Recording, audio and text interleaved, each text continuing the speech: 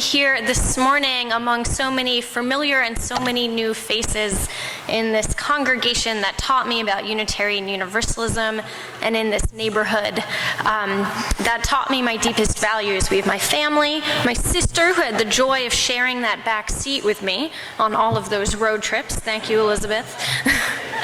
And even my elementary school gym teacher, so it is good to be home. I invite you to join me in a responsive reading by Naomi King. It's a litany, and your line will be, "We open our hearts with love." Will you say that with me? We open our hearts with love. When the world's violence shatters the joy of a moment, we pause and reach out for the hands that remain. We open our hearts with love. When despair rises as a monster from the deep and drags down one of our own, our answer is that we open our hearts with love. When hatred and anger and rage in fire and suffering, we bend to pick up the wounded, to bind ourselves up, and we open our hearts with love. When fear whispers, build more gates and more locks. The blessed are those who defend ourselves.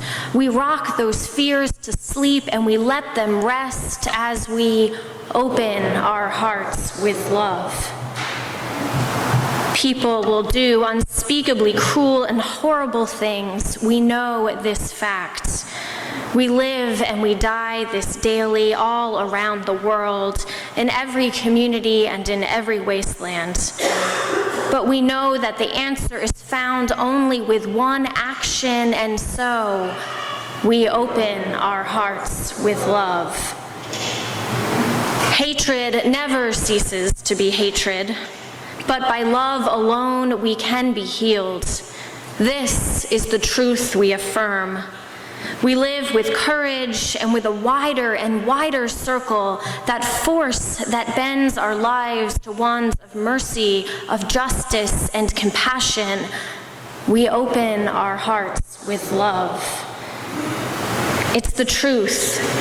Just by being born, you are loved. There is something within you and every person that can be loved.